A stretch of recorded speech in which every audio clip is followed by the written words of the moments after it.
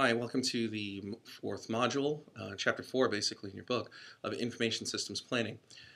Generally, IS has a lot of projects and we'll create things called portfolios, and you'll see that as well. And we talked a little bit about that for the CIO, managing portfolios. The real issue becomes, how do we plan appropriately for all of these projects? Are they siloed? How do we deal with the integration? What perspectives do we look at from an IT set of projects? That's what we're going to look at right now. So IS management is more difficult, but it's also more important than ever before. A lot of people do say technology changes so fast, how do we deal with it, who should we deal with? And really, that is an apparent paradox, and this is exactly what a lot of CIOs or technical managers always face. It's important to understand that the IT management and their partners have to determine what decisions to make, not only now, but in the future. Things have to be coordinated appropriately. They need a better view of where the industry is going, where technology is going, and where the two meet. The difference, there's a subtle difference in strategy. Strategy is the direction in which you want to go and how you intend to get there, as your notes say. You'll see a lot of people have problems with this whole notion of strategy and tactics, and we've talked a little bit about that. But basically, after we've got the strategy, we need to really make a plan. We need to make the full plan of who's going to do what, where are they going to do it, how are they going to do it. Planning is kind of defined in three forms, which are really more temporal in nature. We have the strategic, which is really 3 to 5 years. These are things that require a number of resources, large amounts of capital, a lot of planning. Tactical, 1 to 2 years. These may be things that are really focused in regulatory or immediate projects that have some value but may not be a position difference in the industry. And operational, like break fix or things to prevent breaks from happening, and those are 6 months to a year.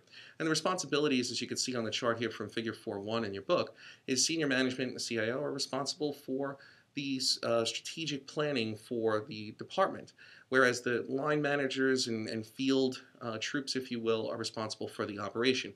And then for the tactical ones, you see a lot of senior executives kind of getting involved in those. Others won't get involved, and it really depends on the organization. Ultimately, when we do these plans, the business goals and systems plans need to align. We find that CIOs now since they're part of senior management, it's easier for them to understand what the business goals are. Before, it was usually CIOs were second asked. The marketing department, the finance department, all of them already had the plans. They get them approved, and then they go give them to the CIO without any real consideration. That's changed. Now, in order to get anything really approved at a CEO level, you have to get the approval of the CIO if it's a technical job or a technical project. I'm sorry. Technologies are changing fast, but it's up to the technologists and the architects within the realm to really understand what this means. It's not enough to say, hey, there's social media or search engine optimization, or we need to virtualize our servers. What's really important is they have to know, where does virtualization taking us? Is it on these PC boxes, these server boxes, or are we looking at a larger footprint like a mainframe and virtualizing a single mainframe to, say, 500 Linux servers as opposed to having maybe 10 larger servers that are broken up into 50 virtual servers? These are things that the enterprise architects and your senior level staff need to really focus on.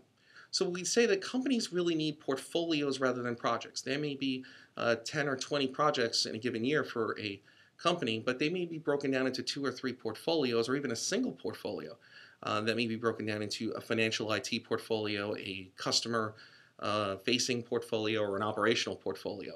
They need to know how the individual projects interface with the other and how they impact them. The infrastructure development is hard to find. Despite everybody knowing that infrastructure is crucial, people don't fund them. They say, well, it worked this year. Well, we can live with it for another year.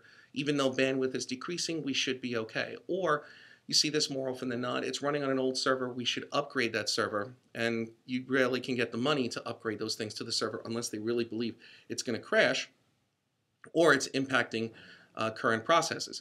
And that's a big problem for a lot of IS shops, because as much as they would like to maintain their infrastructure to be somewhat state-of-the-art, they can't necessarily do that because they don't get the funding for it. Funding is sent to other areas where they believe it's more of a priority. The responsibility for this needs to be joint. Business planning and business continuity, and ensuring that we're mitigating all of our risks, that has to be done between the business and IT. That cannot be just left up to IT. Other issues that we have are top-down versus bottom-up approach, radical change versus continuous planning culture. Is the organization just reactive in nature? If the organization is reactive, you will not see any strategic plans. If the organization likes to plan and analyze certain scenarios, then the planning effort isn't really that difficult. And in every type of planning, we really have to understand the risks associated with various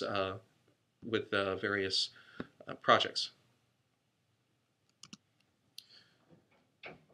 So in planning, the internet introduced a lot of speed to the business. We now think of things instead of days. We now want to know how they react in terms of hours, minutes, and even seconds. It's not uncommon to have a project and say that the non-functional requirement of the project must be in terms of milliseconds or 1,000 transactions per second. That's what the servers and the systems need to be able to handle. When we talk about traditional strategy making way back before the internet or before these types of uh, planning mechanisms or technologies were in place, business executives created a strategic plan where the business wanted to go. IS groups created an IS plan where IT would support what the business plan was, and then there was an implementation plan created. That doesn't really work anymore because these were based on assumptions that you could adequately predict the future, which you really can't.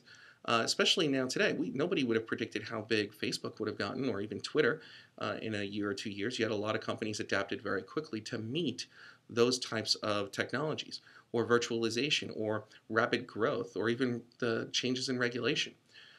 Time is available to do all of these three parts, that you have the time to do the strategic business plan and an IT plan and time to implement. In a lot of cases, you don't have that either. You're being asked to collectively work together to develop a plan and an implementation plan simultaneously. This also assumes IS supports and follow the business. And if IS is a leader, or at least a partner at the table, then that can't be true. It also requires the top management knows what's best. And a lot of times it's the reverse. The field troops, the people who are out in the field, who are working the customer service line, who are in the sales offices or the point of sale systems, these are the people who really know what's going on because they see their customers. And so that is actually changing because the cultures are changing. So it's a cultural aspect.